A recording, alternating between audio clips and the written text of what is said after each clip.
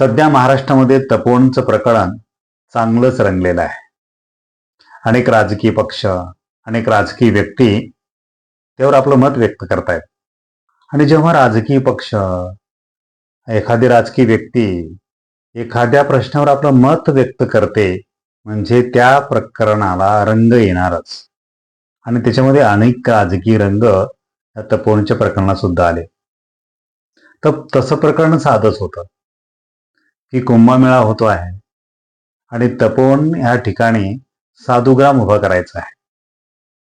पण साधुग्राम उभा करण्यासाठी त्या तपोवनामध्ये काही झाडं आहेत, ती झाडं तोडावी लागणार आहेत.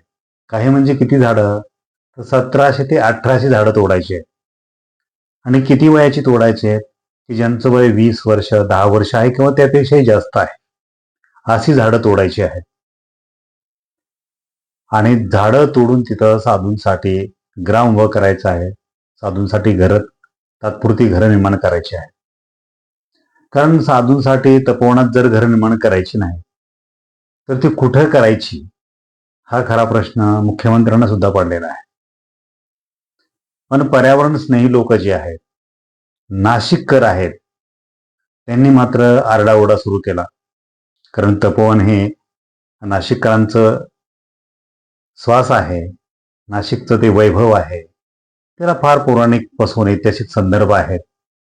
आणि तपोवन असं उजाड झालेलं जमणार नाही, आणि झाडाची कत्तल आम्हाला पावणार नाही, पर्यावरणाची अपभरित हानी आम्ही सहन करू शकणार नाही, अशा प्रकारचा स्टँड पर्यावरणवादी लोकांनी घेतला. आणि त्याच्यामध्ये सयाजी शिंदे हे जे वृक्षमित्र आहेत किंवा पर्यावरण स्नेही आहेत, अभिनेते आहेत, त्यांचं वृक्ष लागवडीमध्ये, संगोपनामध्ये फार मोठं योगदान आहे. महाराष्ट्र त्यांना एक सिने अभिनेता म्हणून तो ओळखतोच, पण एक पर्यावरण स्नेही म्हणून सुद्धा ओळखतो.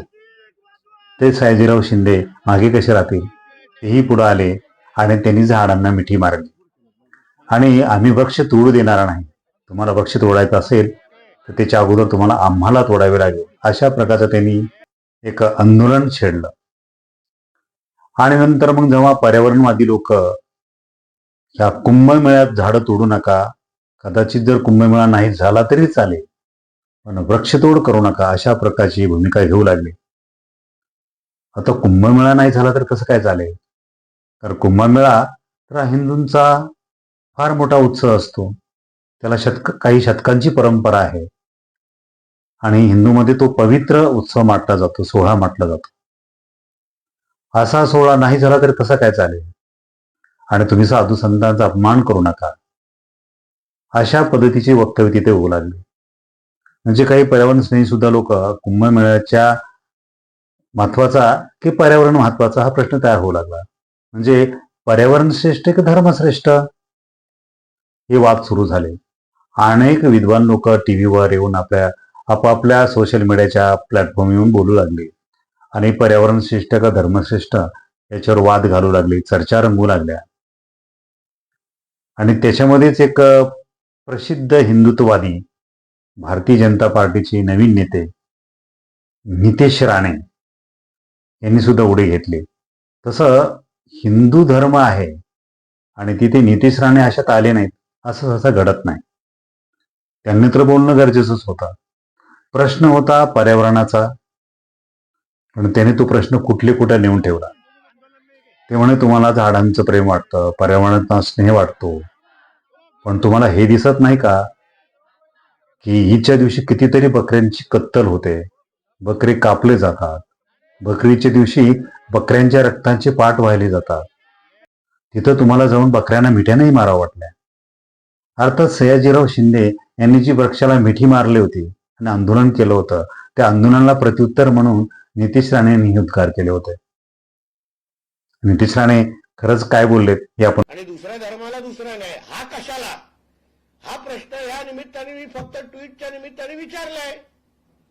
का नाही जा? आता जसं झाडाला मिठी मारताय चांगली गोष्ट आहे, झाडं जगली पाहिजे पर्यावरणाच्या दृष्टिकोनातून, बरोबर मुद्दा आहे. पण जसं झाडाला मिठी मारतायत तसं बकरीला काय जाऊन मिठी मारत नाही? काय साधा प्रश्न फक्त विचारलाय. तर असं आहे, नितेश राणे कुठल्या गोष्टी कुठं नेऊन ठेवतील हे सांगता येत नाही. अलीकड त्यांच्यामध्ये एक प्रखर हिंदुत्ववादी माणूस दडलेला आहे. म्हणजे तसं ते दाखवतात तरी. पण पर्यावरण, झाडे आणि बकरी ईद, रक्ताचे पाठ हा काय प्रकार असू शकतो? हे काय लॉजिक आहे? हे कुणालाही न कळणारं लॉजिक आहे. पण याच्यामध्ये राजकारण आहे. म्हणजे पर्यावरणवादी जी लोक आहेत ते एक चांगल्या उद्दात हेतून ते चळवळ करतायत, आंदोलन करतायत. तर त्यांना आरोपीच्या पिंजऱ्यामध्ये उभा करायचं हे कृती आहे.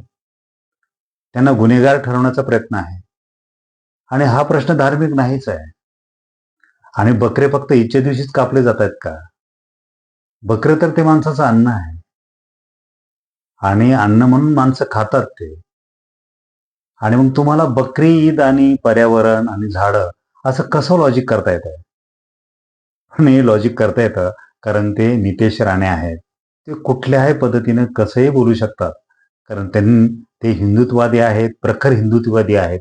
आणि आहेत का नाही हे माहीत नाही. पण ते दिसले पाहिजेत असा त्यांचा प्रयत्न असतो. आणि ते नेहमीच प्रयत्न करणार. म्हणजे सयाजीराव शिंदे यांनी झाडाला मारलेली मिठी ही त्यांना बकरी ईदच्या दिवशी कापल्या जाणाऱ्या बकऱ्याला मारावी अशी अपेक्षा आहे. आणि ते सयाजीराव शिंदे यांना सल्ला पण देत आहेत की तुम्ही बकऱ्याला मिठी मारा आणि फोटो सेशन करा. म्हणजे नितेश राणे असतील किंवा गुणरत्न सदावर्ते असतील यांचा एकत्र प्रश्न आलेला आहे की तुम्ही सरकारच्या कुठल्याही चुकीच्या गोष्टीला, सरकारनं कुठलाही जरी घाट घातला तरी ते हिंदू आणि मुस्लिम ह्या प्रश्नावर नेऊन ठेवायचं. म्हणजे सरकार चुकीचं काम करत असेल तर त्याला विरोध करायचा नाही. आणि ही गोष्ट हिंदू आणि मुस्लिम ह्या प्रश्नावर नेऊन ठेवायची, तिथे धार्मिकते निर्माण होईल अशा पद्धतीचं काहीतरी वक्तव्य करायचं. वास्तविक पाहता हिंदू, मुस्लिम, ईद, बकरं ह्या विषयी तर नाहीच आहे. पण नितेश राणेंनी तो ओढून ताडून तो ताणलेला आहे. अर्थात त्यांना ते कळत नाही असं आपल्याला म्हणायचं नाही. पण त्याच्यातनं त्यांना राजकारणच करायचं आहे.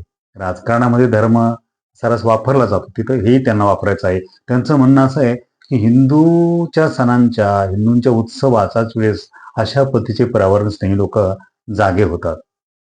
म्हणजे पर्यावरण स्नेही लोक जी आहेत, पर्यावरणवादी जी लोक आहेत, त्यांना हिंदू धर्माच्या विरोधात उभं करायचं अशा पद्धतीचा त्यांचा प्रयत्न आहे. वास्तविक पाहता पर्यावरण स्नेही लोक जे आहेत त्यांचा स्पष्ट उद्देश आहे की तुम्ही कुंभमेळा हा झाला पाहिजे. हिंदूची ही परंपरा आहे, हा मोठा उत्सव आहे. पण त्याला एक पर्यायी जागा शोधा. कारण तो शतकोनशतको होतो आहे नाशिकमध्ये ते. त्यावेळी झाडे तोडली जात नाही, वृक्षांची कत्तल केली जात नाही, पर्यावरणाची हानी पोचली जात नाही. आणि झाडं जपणं हे फार महत्वाचं असतं. आता गिरीश महाजन जे कुंभमेळ्याचे मंत्री आहेत त्यांनी सांगितलं की पराचा कावळा करू नका, प्रश्न छोटा आहे. आपण झाडं काही तोडणार असलो तरी आपण काही झाडं लावणार आहेत आणि त्यांचं संगोपन करण्याची जबाबदारी आपण काही देणार आहे. पण सरकारचा जो काही पर्यावरण स्नेह आहे तो नागरिकांना माहीत आहे. कागद काळे करण्यापलीकडं कुठे वृक्ष लागवडी होत नाहीत. कारण शतकोटी वृक्ष लागवडीचे प्रकल्प, योजना, घोषणा सरकार नेहमी करत असतं. पण कागद काळे करण्यापलीकडं काही घडत नाही. कारण कुठेही शतकोटी वृक्ष लागलेली दिसत नाहीत. आणि त्याच्यामुळं हे जे काही परमस्नेह आहे पर्यावरणाविषयी सरकारचा, तो सयाजीराव शिंदे आणि पर्यावरणवादी लोकांना मान्य नाही. त्यांचं म्हणणं असं आहे की मोठी झालेली झाडं तुम्ही तोडू नका आणि मोठी झाडं कापायची आणि त्यांना कुठं बाळ त्यांना बक्षीस द्यायची, असं कुठं असतं का? असंही त्यांनी म्हटलेलं आहे. प्रश्न साधा आहे की कुंभमेळा झाला पाहिजे, पर्यावरणाची हानी बी झाली नाही पाहिजे, पर्यायी जागा शोधल्या पाहिजेत, पर्यायी व्यवस्था केली पाहिजे. आणि सारा पवित्र जी कुंभमेळा आहे, हिंदू धर्माचा पवित्र उत्सव आहे, तोही मोठ्या उत्साहात पार पडला पाहिजे आणि पर्यावरणाला हानी नाही पोचली पाहिजे. याचे उत्तर सापडू शकतं. पण प्रत्येक प्रश्न उत्तर सापडलं तर मग राजकारण कसं खेळायचं, राजकारण कसं रंगवायचं, हाही खरा प्रश्न आहे. तुम्हाला वाटतं की प्रश्न सुटले पाहिजे, पण राजकारत्यांचं तसं नसतं. तर त्यांना प्रत्येक प्रश्न भिजत ठेवावा लागत असतो. म्हणजे तपोवनाचा जो काही प्रश्न आहे तो सरकार अधिकात भिजवत ठेवेल. कारण त्याच्यातून काही राजकीय रंग खेळता येतील का हे ते पाहणारच आहेत. हिंदू धर्म असेल, हिंदू संस्कृती असेल, हिंदू उत्सव असतील किंवा पर्यावरण स्नेह असेल, पर्यावरणाचे काही प्रश्न असतील, हे सारे राजकारत्यासाठी चघळण्याचे विषय आहेत, चर्चेचे विषय आहेत. इतकं राजकारते कधी गंभीर होत नसतात. तुम्हाला काय वाटतं? नक्की कमेंट करून मला कळवा. लाईक करा, शेअर करा. जर चॅनल सबस्क्राईब केला नसेल तर जरूर सबस्क्राईब करा.